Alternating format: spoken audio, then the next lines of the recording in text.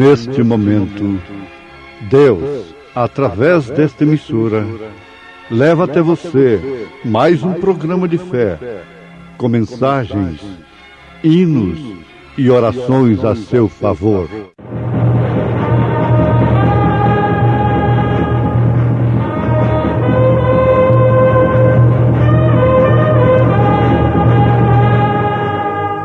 Fé para vencer.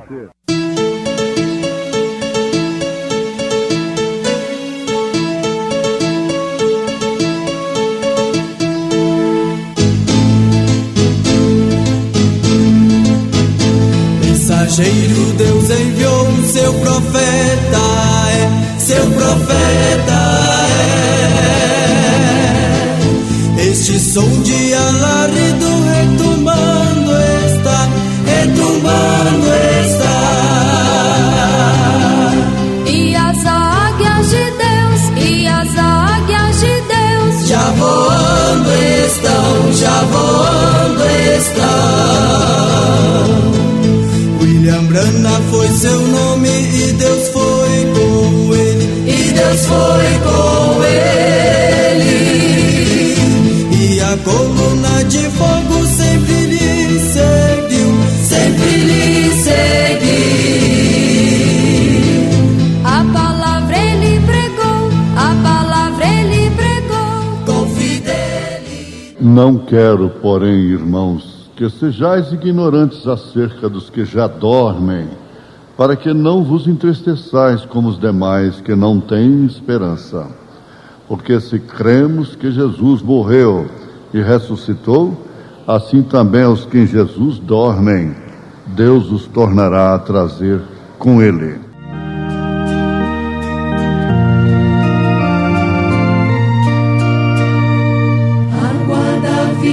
Jesus vos dá, livre, livremente. Quem beber dela não morrerá, nunca, nunca, nunca. Ó pecadores sem exceção, vinde, vinde, vinde. Cristo hoje quer dar a salvação a todo aquele que a busca. O Espírito, a esposa dizem: vem, vem, bebe da água da vida. Responda quem hoje sede tem, a fonte que é Cristo eu vou. Esta água da vida corre sempre, sempre, sempre. Esta água da vida corre, hoje corre por ti, por mim.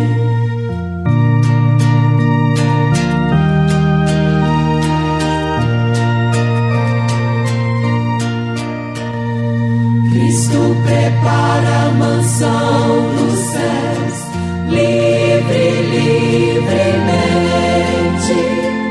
onde estareis com o vosso Deus, sempre, sempre, sempre.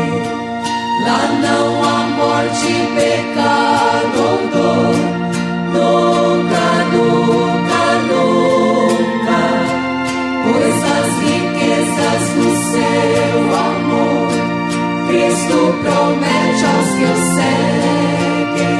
O Espírito, a esposa dizem: vem, vem, bebe da água da vida. Responda quem hoje sede tem, a fonte que é Cristo eu vou.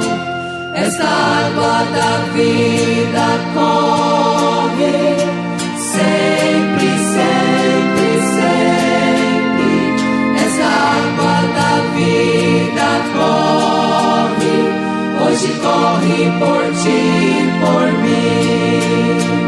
Hoje corre por ti, por mim.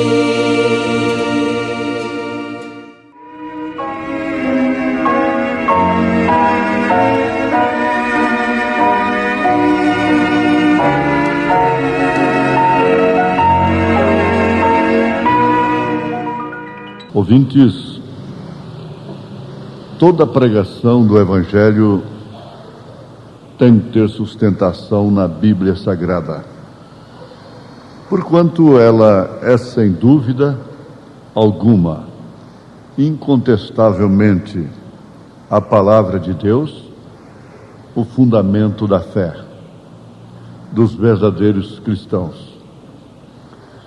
Uma experiência muito profunda e importante acerca da salvação, do sacrifício no Calvário, é aquela que realmente o pecador arrependido não sofre nenhum suposto processo entre o juízo e a morte, ou seja, um suposto purgatório, uma suposta reencarnação. Caso contrário, a morte de Jesus Cristo teria sido debalde, em vão, diz o próprio apóstolo São Paulo. Se ele morreu no Calvário, ele também ressuscitou, tudo por nós. É a primícia dos que dormem.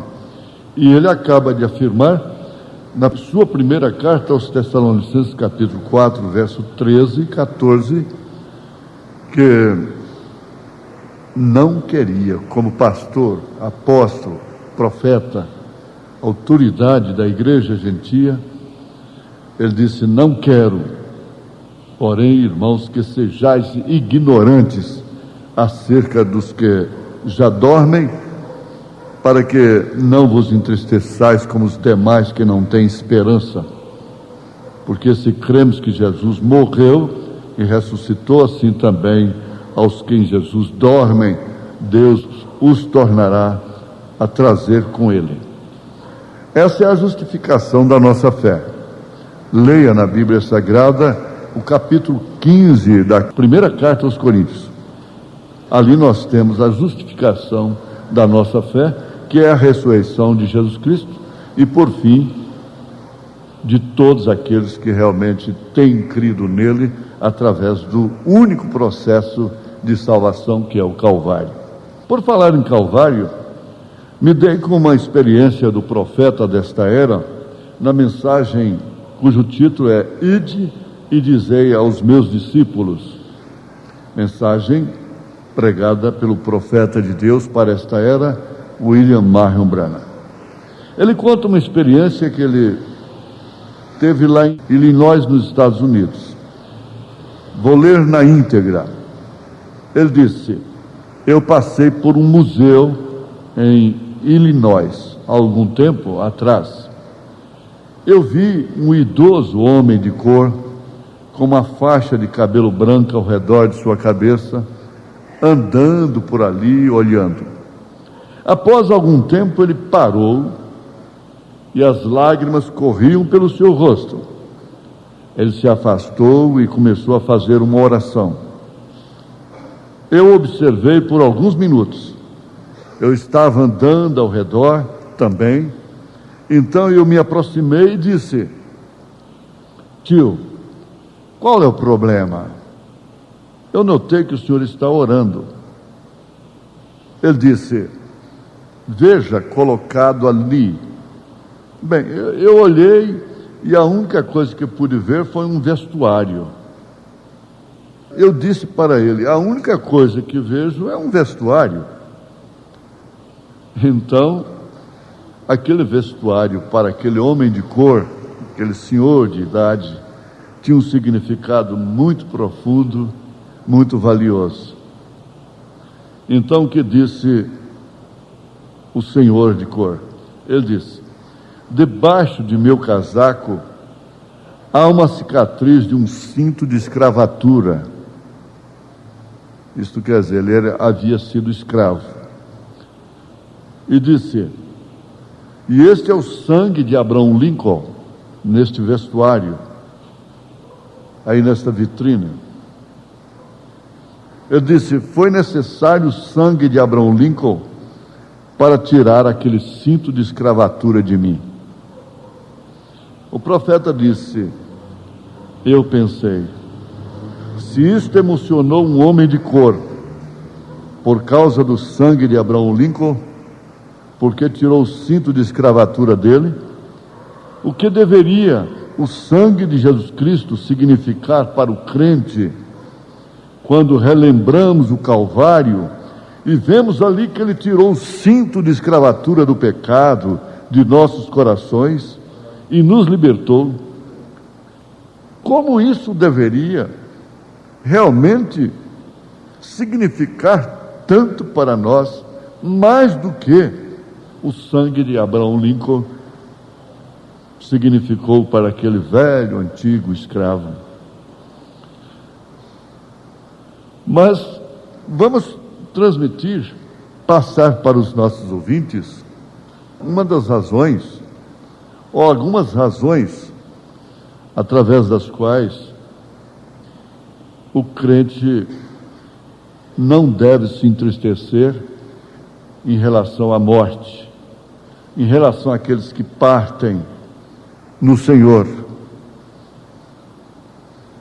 Se referindo a Abraham Lincoln, o profeta diz: quando ele teve o ultimato que realmente estava morrendo, foi quando atiraram nele ali, numa grande catedral. Ele estava assistindo um concerto, e ele estava morrendo em sua cama, e ele disse: vire a minha face em direção ao pôr do sol. O sol se punha no entardecer. Lincoln estava respirando e o sangue borbulhando em seus pulmões. Ele sempre confiou em Deus. Abraham Lincoln, o livro de sua infância foi a Bíblia Sagrada, que era lida pela sua mãe ao lume de uma fogueira. Aprendeu a escrever riscando no chão. O maior presidente que o mundo já conheceu. Ele confiou em Deus. E ali, atirado, com borbolhas de sangue nos seus pulmões, ele disse: levante-me as mãos. E a mão dele foi levantada. Ele disse: Pai nosso que estás no céu, santificado seja teu nome. Enquanto inclinava sua cabeça e rendia o espírito. Razão pela qual Paulo está dizendo: não quero, porém, irmãos, que sejais ignorantes acerca daqueles que já dormem, como os demais que não têm esperança. Esse que se entrega e rende seu espírito a Cristo, não precisa de missa de sétimo dia, não precisa de vela no seu velório. Por que velório? Por causa das velas que são queimadas. Não precisa de ninguém pagar promessa por ele. Aí ele passa a mostrar uma outra personagem. Aliás, não são razões, é a razão mesmo de Paulo escrever isso aos Tessalonicenses, o que estava escrevendo para o mundo todo, para todas as línguas, idiomas, países, nações e tribos. Paulo Radar, um amigo meu do peito, que escreveu o hino, que é meu tema, Somente Crer. O hino que é o hino nacional da noiva de Jesus Cristo. Quando você quiser cantar um hino da mensagem, cante: somente crer, somente crer, tudo é possível, somente crer. Bom, ele disse para o seu filho, o profeta, o irmão Branham: Billy, quando você souber que eu morri, que eu parti, tire o chapéu e cante: somente crer. Somente crer, tudo é possível, somente crer. Então Paulo Radar foi autor deste hino, Somente Crer. Quando ele estava morrendo, Ele havia inclinado seus ombros, a cabeça no ombro de meu administrador, Sr. Buster, na íntegra o testemunho do irmão Branham a respeito de Paulo Hadar. Ele tinha sido um grande homem corajoso, que tinha viajado pelos mares e no estrangeiro e tudo mais, e ele se atrapalhou. Ele se atrapalhou com os fundamentalistas, e sua mensagem simplesmente o preocupou até a morte. E quando ele estava morrendo, ele estava deitado em um quarto e próximo da morte, e com grande dificuldade, já próximo do fim. E aqui está a verdadeira vitória de um homem, diz o profeta. Aqui está a verdadeira vitória de um homem. É na hora que ele está morrendo, partindo, com tranquilidade na alma, com tranquilidade de espírito, com certeza de destino. É como você, com a passagem, você sabe que vai entrar naquele ônibus, naquele avião, e logo aquela passagem é reconhecida, e você assenta no seu lugar. Aquilo é seu, você pagou, e vai viajar seguro.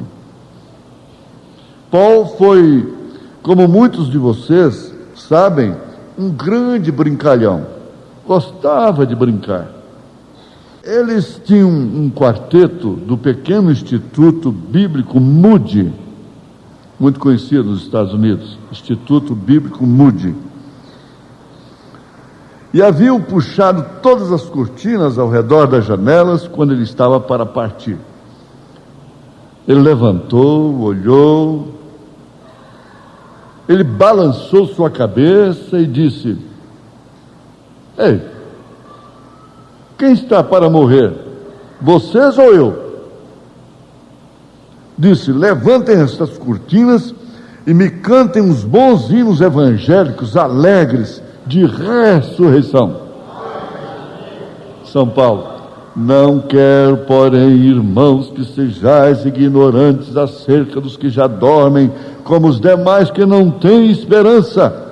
Porque se cremos que Jesus morreu e ressuscitou, assim também os que em Jesus dormem, Deus os tornará a trazer com Ele. É assim diz o Senhor. Aí Paulo chamou seu irmão Lucas, assim que eles começaram a cantar hinos de ressurreição. Trouxeram então o seu irmão Lucas.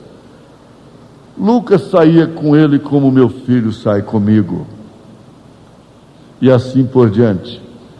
Lucas estava no outro quarto chorando.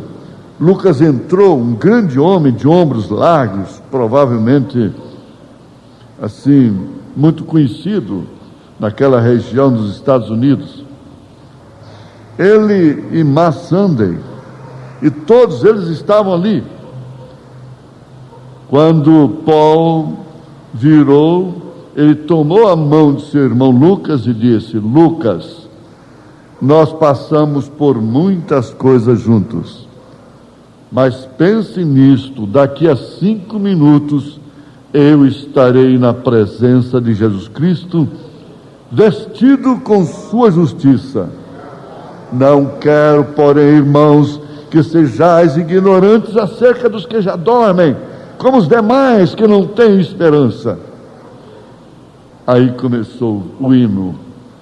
Vida de grandes homens nos faz lembrar que podemos tornar nossas vidas sublimes e com a partida deixar detrás de nós pegadas na areia do tempo, pegadas que talvez outrem, velejando no solene oceano da vida, um irmão abandonado e náufrago, ao vê-las novamente crie ânimo.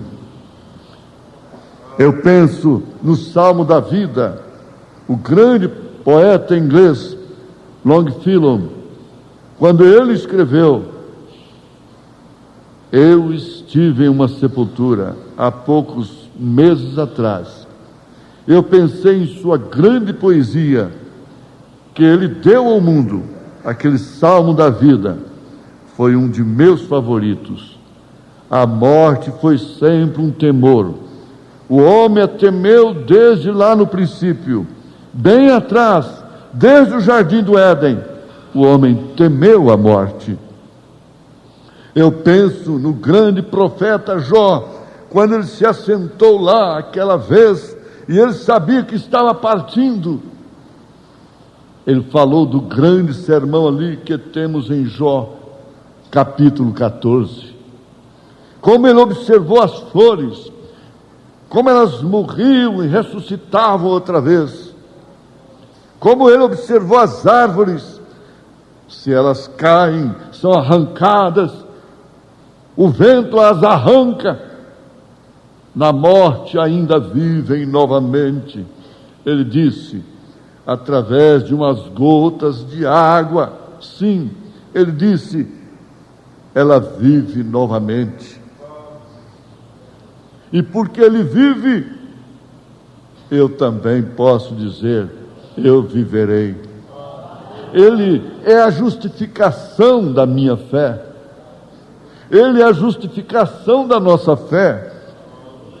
Ele é o testemunho de que há uma ressurreição para todos aqueles que dormem nele, que dormem em Cristo. Por isso não precisam de supostos enganosos meios criados pelos homens. Nós observamos nossos animais e assim por diante, como vivem e morrem.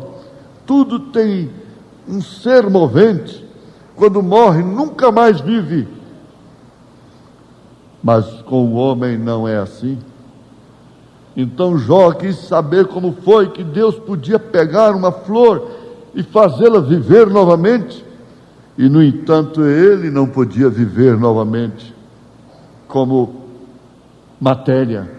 Ele disse: sim, o homem rende o espírito, ele se definha. E onde está ele? Ele disse: seus filhos vêm para honrá-lo, mas ele não o percebe. Colocam flores na sua sepultura, ele não percebe. Então ele disse: oxalá tu me escondesses na sepultura, que tu me ocultastes em um lugar secreto, até que tua ira se desviasse, até que eu não pudesse mais ver os meus próprios erros, a minha lepra mal cheirosa.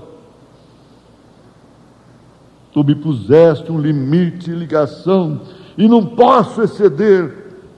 Mas se tu apenas me guardares em um lugar secreto, até o dia da tua ira, oh, que grande dia!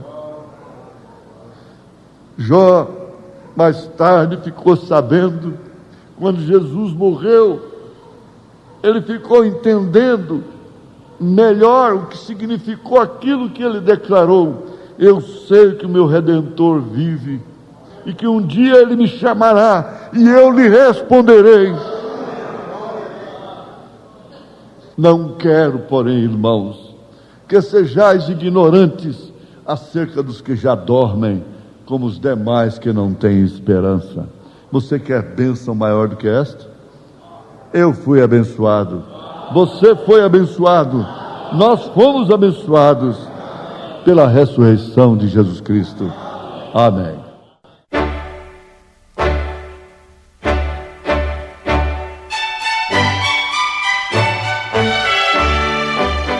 Volte a nos ouvir amanhã novamente, neste mesmo horário, nesta emissora, se o Senhor nos permitir, com fé no Filho de Deus, a fé que vence o mundo.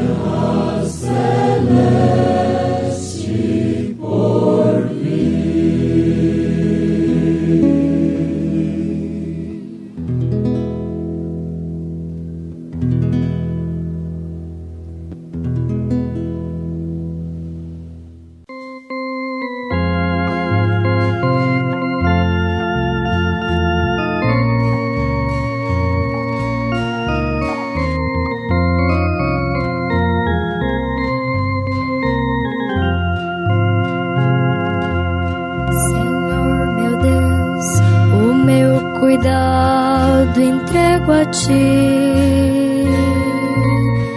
És meu Senhor, és a razão do meu viver. Dá-me tua graça, enche-me do teu alento, comunhão é teu amor, inundará meu coração. Só tu conheces minha dor e meu sofrer. És meu Senhor, és a razão do meu viver. Tens em teu livro a memória do meu pranto, ó meu Senhor, sou teu tesouro.